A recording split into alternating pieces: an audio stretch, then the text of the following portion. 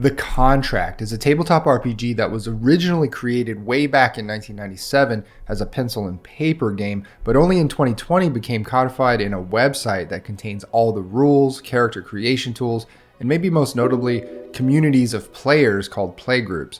The game has a default setting of modern urban supernatural investigation, so think something like Monster of the Week or SCP, but the game's creators and chief organizers aim for the game to have any setting you want. It uses a unique D10 dice pool system and a really fascinating approach to leveling up your character. I couldn't quite get my arms around this game without playing it first, but after I did, I came to the conclusion that a really slick, easy to use website like what The Contract is based on could very well be the future of at least some RPG communities that center around a game. In fact, if you showed this website to anyone at Modifius or Chaosium or Free League, they would probably say, yeah, of course they'd want a website like this for their games. A site that allows small groups to track playgroup progress and stay engaged with an ongoing collective story.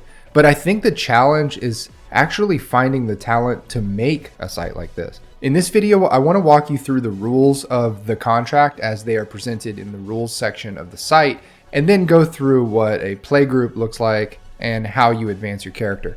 At the time of recording, The Contract is running a crowdfunding campaign where the game itself will be taking the form of a print-on-demand book as well as a PDF, so that more people will consider it a bona fide RPG, even though it's been one since 1997. The campaign will also raise funds for more artwork to be included on the website as well as obviously in the book. It should be noted that you can play The Contract absolutely free right now. One other important note is that you don't actually need the website to play the RPG. The site is really just a convenient way to manage characters, connect with groups, and track your character progress and powers. You can take the rules and run them on pencil and paper without any issues at all. That's how the game was played for about 23 years after all. If you want to get into The Contract, your first step is probably to join the Discord server. I'll leave a link to that below. The Discord is where you can ask questions, chat with people, and listen in on games. It's where a lot of the games of The Contract are actually being played too, over voice in a chat room with a special dice bot that is custom made for the game. There's a nicely organized how to play section on the site that gives you all the rules in a format that more or less looks like this. The game itself is typically played on a mission or contract by contract basis, and those contracts usually last one session. And each of those contracts have one or more victory or failure conditions, so the session will end with the contractors either winning or losing the overall objective. In the default setting, PCs have what could be considered a handler, called a harbinger, who briefs them on their mission or contract. Any of those who complete the contract are rewarded with a so-called gift. Gifts are supernatural abilities, augmentations, or unusually powerful items that your character accumulates. And even though a character doesn't start with any normally, gifts are an integral part of the play experience. Not just because they can eventually make your character extremely powerful, but because you, as a GM or creative player, can customize any existing gift or create entirely new ones from your imagination. And those tweaked or newly created gifts are recorded on the website for your playgroup to see. As you play the game over the course of days and weeks, you start picking up victories for your PCs. They start as newbies, and after 10 victories, they are considered seasoned, then professional, and finally veteran contractors after 25 victories. This rank affects your character's access to certain gifts and to certain game modes. And the idea is that you only play in contracts where your character is within 5 victories of all the other characters. Alright, so what makes a character? Mechanically, they are made up of 5 core stats called attributes that range from 1 to 5, and abilities which range from 0 to 5. Between these two stats, you come up with the number of d10s that you might roll for a check. But of course, there are all kinds of modifiers that can affect the dice pool and outcome. The difficulty threshold by default is 6, and you're trying to roll high, but the difficulty rating may vary depending on the situation and on modifiers. For every 10 that you roll, you get +2 on your final outcome. If you roll at or above the difficulty but not a 10, then that adds 1 to your final outcome. And every 1 that you roll subtracts your final outcome score by 1. The final outcome number is graded along this matrix here. There are 5 levels of success or failure with each dice check. The game isn't really nitpicky about what kinds of equipment or gear you want your character to have, as long as you're being reasonable, but it's worth noting that if you don't list it on your character sheet, then you don't have it. Injuries are handled in a way that I really liked in my playthrough, but it was very clear that damage can add up fast, and you don't really want to choose violence as a way to solve things unless you have a very powerful crew wielding powerful gifts.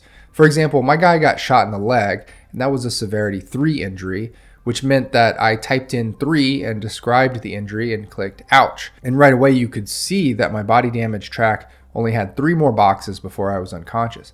If I had suffered a severity 4 injury at any point, by the rules I would have required medical attention and possibly taken on a permanent scar. One really brutal feature of damage in the game, which is referred to as stress, both bodily and mental, is that they levy increasingly severe roll penalties on you. Combat is treated as contested rolls between yourself and the target, who is usually controlled by the GM.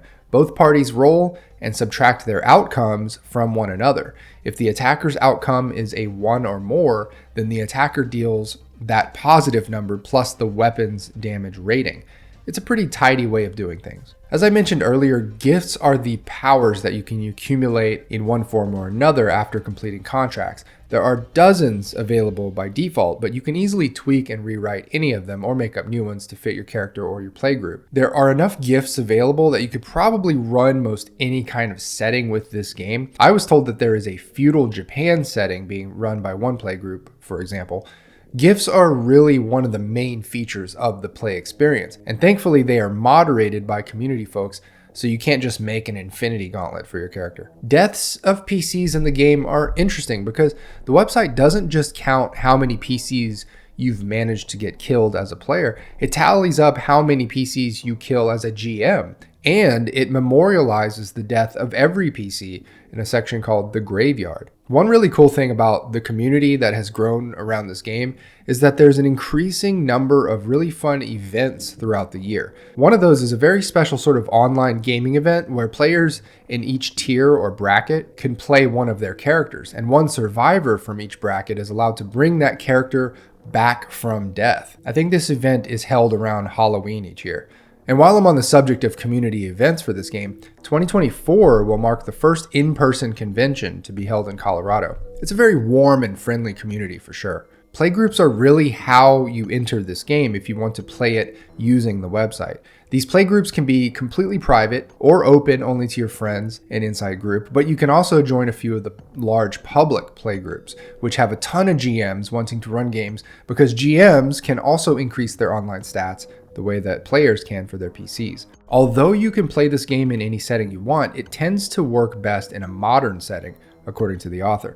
And the default urban fantasy setting that you can jump right into is called the Illumination. And it has its own history and organizations and growing list of supernatural phenomena. Notice here one of the nicest things about putting your RPG into a website. I know that you can hyperlink a PDF, but the material on this website can even be earmarked as spoilers, which is nice. Here are some core principles of the Illumination setting. Basically, the public knows that there are supernatural phenomena in the world, but magic and strange powers are still out of most people's reach. And there is no one explanation for everything. It's not just magic or just ultra tech. It's kind of everything, all lurking just beyond the veil of public consciousness. There's ample guidance on the nature of the phenomena in this setting, and just generally a lot of help in getting your head into the right space if you want to be a GM for this setting. One of the major axis points that the setting spins on is whether or not something is public or publicly known. It's a theme that GMs can run with if they want. There are other themes and motifs you can work with in this setting as well, such as working for or against a shadowy corporation or a crime syndicate or a cult, and of course, tangle horns with one of the many factions and organizations. I thought it was neat that you can create your own scenarios and post them for others to unlock as well. The actual web page for creating a scenario is very user-friendly, and you can add different boxed off sections and as many images as you want. Here's what one particular playgroup called Maelstrom looks like. You can see the frequency of upcoming game sessions here. Also really interesting is how the playgroup all feeds into a single instance of a particular setting.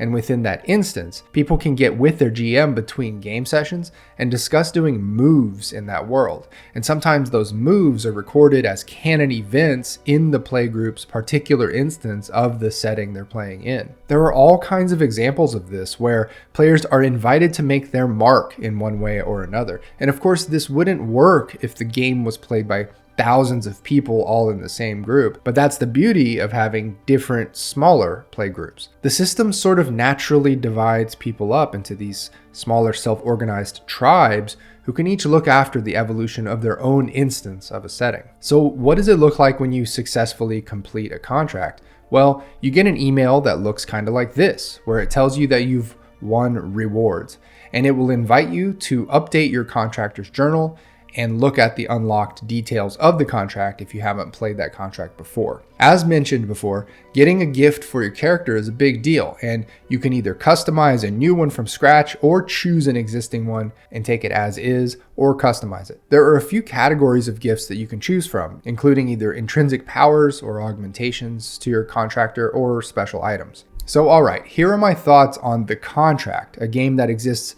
mostly on a highly interactive, community-driven website, but also soon to be in print and PDF. Missing artistic identity.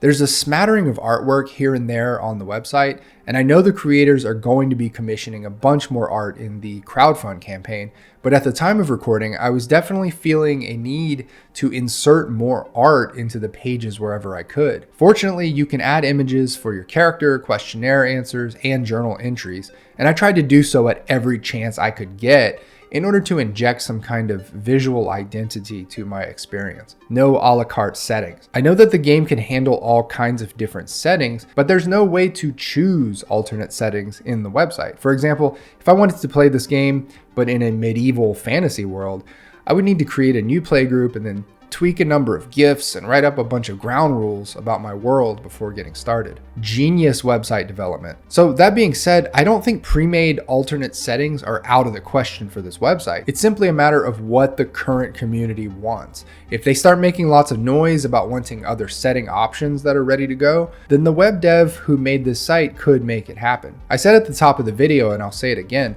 I think a lot of third-party RPG publishers would love to have a website like this for their games because it brings people in and keeps them engaged.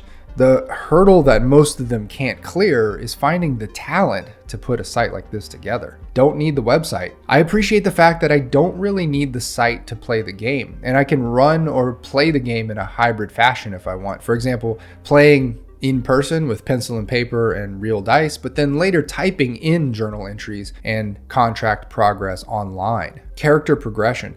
Your contractor PC is represented on an interactive web page that is very satisfying to watch grow. Your stats grow slowly over time, but seeing your list of gifts grow can be very satisfying. You can also put in as much writing energy as you want into your character's ongoing questionnaire and journal. And those things have the added element of you having a potential audience to read those entries. Community builder. There are half a dozen ways that the site gets you to be a part of a small community and to participate in it, from being able to publish new scenarios, read other people's contractor journal entries, watch leaderboards that feature top contractors, players, and GMs, and enter new canon details about your playgroup setting. And not to mention the vibrant Discord server. The Contract is a really cool RPG with a solid rule set and a really fun default setting of urban supernatural investigation, but it's overshadowed a bit by the even cooler website that makes it into a sort of one-of-a-kind interactive and community-based experience. It's weird that a lot of people probably don't consider The Contract a real RPG because it has only existed on a website, but that is about to change. I'll leave a link to the crowdfund page where you can check out what they're offering. If you've played or run this game before, leave a comment down below about your experience with the game. Thanks as always for watching. See ya.